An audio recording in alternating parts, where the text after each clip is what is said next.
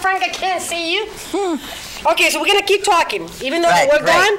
I want to know about. You see, now that we're close to the end, I want to go back in time, Lynn. Go back in time and talk to me about your first memory when you decided, okay, I want to be an actor. This is what I want to do. Do you remember? You really wanted to? Yes, I do. I was a terribly shy child. Me too.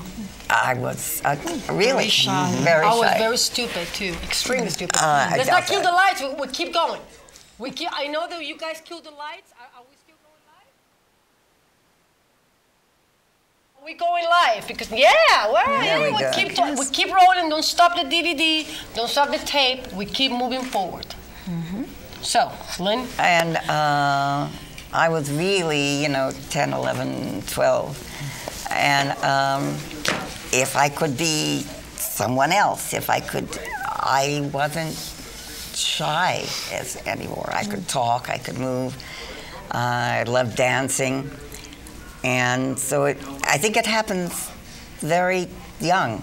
I truly do. I went away to Stock when I was 15 years old, and I lied about my age. I came up to Massachusetts, and a lot of people I was in a room with, sleeping with 7 or 8 other people, and I was in my, you wash dishes, you clean the johns, and you iron costumes, but then for 1 second they let you get on the stage, and you get to, you get to walk into that world. And I really worked with the most wonderful people. And it never stops. And you never stop learning. And you never stop being afraid. And you never stop trying to stretch. I think you know what I'm talking about. Yes. Yes. I truly think you know what I'm talking about. You're never satisfied, really. Right. I don't think anybody here is really ever satisfied. Right. Oh my God, I just looked at myself. You're way too cute. You're way too cute. No, you're never satisfied. That's why you're so good. Yeah. You take notes. How critical are you with your work? I mean, when you go home, do you like to watch yourself? No. Oh, no. On it. I hate to watch myself. No, I can't. No, but we got to do the homework. Lawrence Olivier, he used to say that if only actors knew the amount of things that we do unnecessarily. Oh. He said that actors must wash themselves. Who said that? Lawrence Olivier.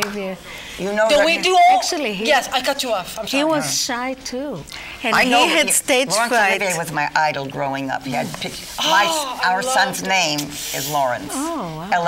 Laurence, and he was my idol growing up. Pictures were all over my room. Wuthering Heights. So it's a good, Wuthering Heights. Right.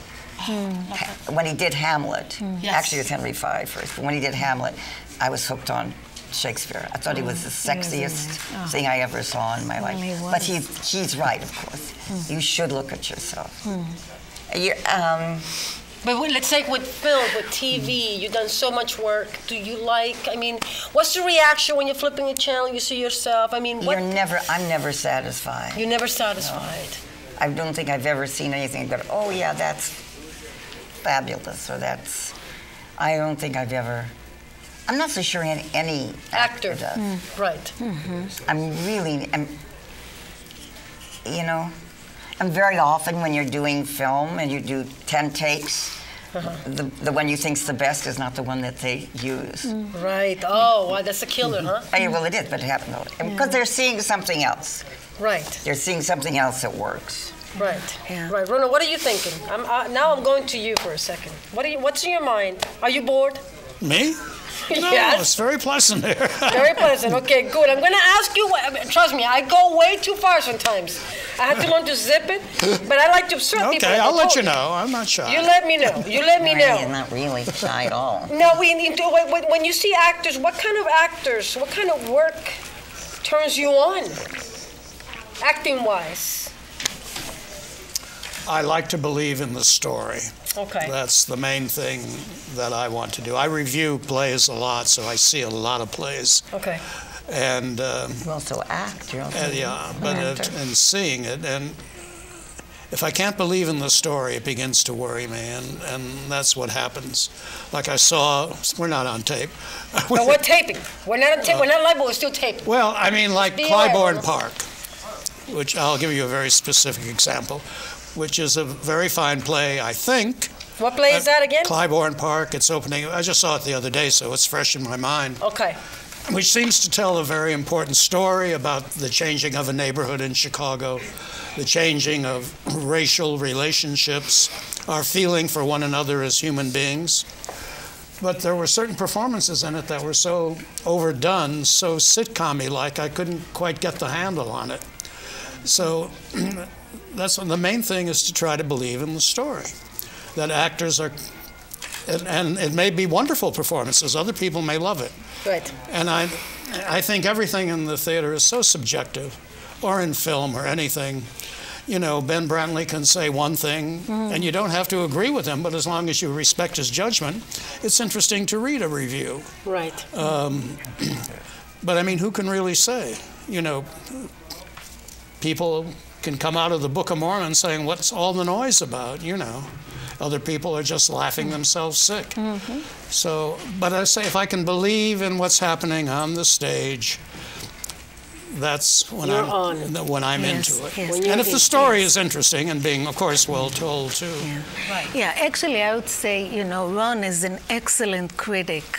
You know, he writes reviews, and obviously he's very skillful at it. But one of the things with my play that I enjoyed working with him, we've now known each other for a while, is his good eye and the critic in him. A very intelligent way of looking at details. Actually, just the other day, in the last minute, we had to correct something that was actually very, very, you know, astute on his side to pay attention, and I shared it with a friend because I had to, and she said to me, well, you're paying attention to such details? And I said, well, Ron does, and actually something Who asked very... you? Yeah. One of my friends and colleagues, you know, this was about the, you know, March of the Living. I said, you know, he's absolutely right. It happens in April, not in September. So I had to make some kind of change to respect that. And she said, what? That kind of detail is... And I said, yeah, if you work with Ron, you know, you pay attention to such details. Well, for anybody who knows what the event it was is. very We important. have to be that, yeah. And then we have to tell them, you know. Very important. Right. But let's say, because who said it? Oh, Edward Albee. I saw him in an interview not too long ago. Listen. He's absolutely great, in my opinion. He Me said too. that, Yeah. I'm a big fan, he said that a good director is the one who's able to make that connection between Everything. the play, and the- right? The audience and the actors. It's like a bridge. Yeah. That's the hard Yeah. thing to do. And that's Yes, very that's- hard to do. I guess that it's you hard. can have years of experience and you can. How do you craft? Like, how do you work your craft, Rono? How do you become a good director? What I mean, how do you do it? I mean, you just gotta keep doing it, like acting, like you said, Lynn. You just gotta keep doing it. Just gotta keep doing it. But what? How do you become a good director? Well, you have to be flexible. Okay, I like that answer. I don't know if I'm a good director or not. When I first started directing, I planned out the whole thing, knew how every line should be spoken, where everybody would turn, on what page, and then you realize you can't really do that. And I think to walk into a room with the actors is to Let see them what be. they can do with the play, right. and then just try to adjust it so that it works, and hope that they have a meaning, that they can understand what's going on the page and can bring it to life. And I mean, since the actors are going to perform it, you have to give it to them. Right. You can't say, this is what I would do, which Right. a lot of directors do. They like to dictate. Many. And you're not getting your money's worth. There's no sense in hiring someone who is a wonderful actor, Right.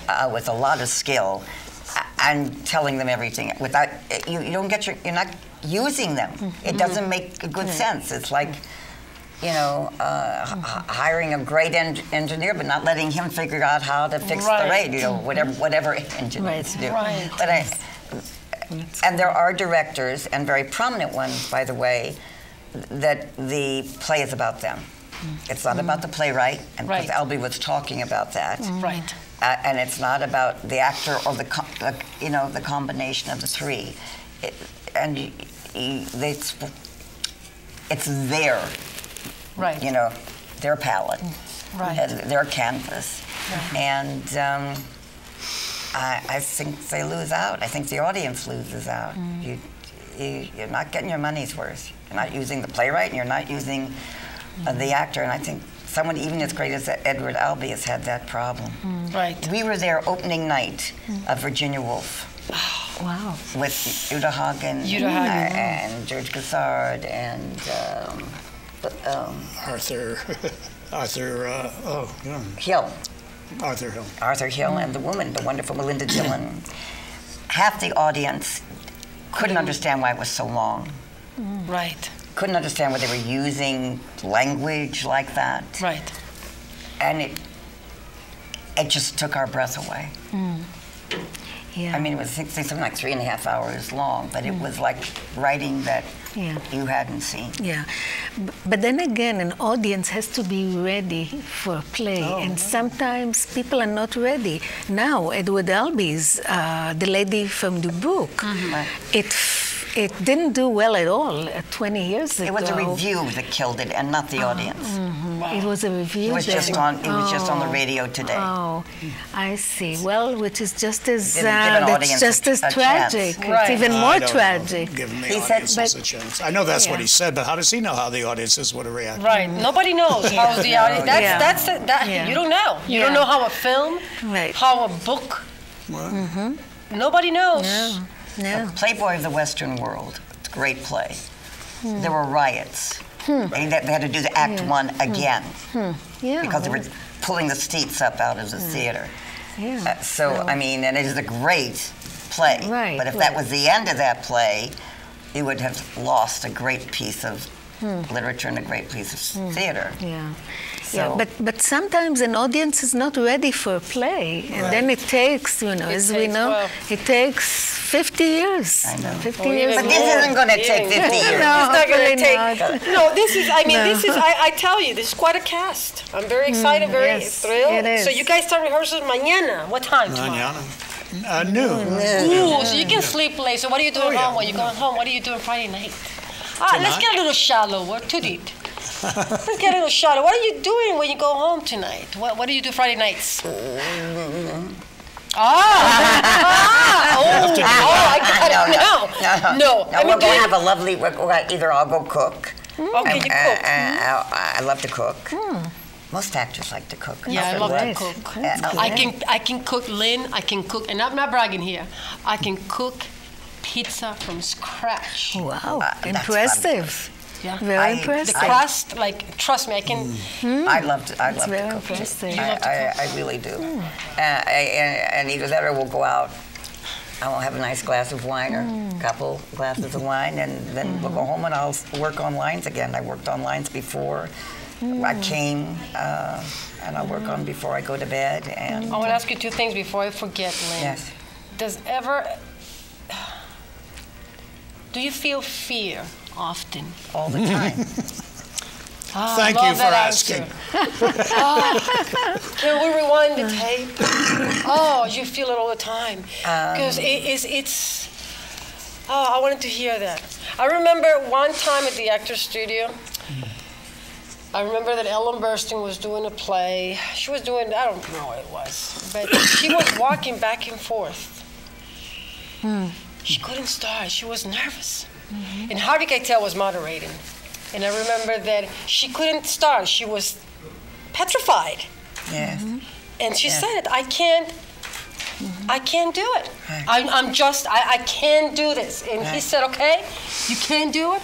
Okay, let's use that fear. Right. Come on. Let's use the fear. That's a lot of energy, isn't it? And right there, she was like, look at this great actor.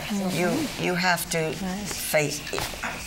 Right? You have to face that.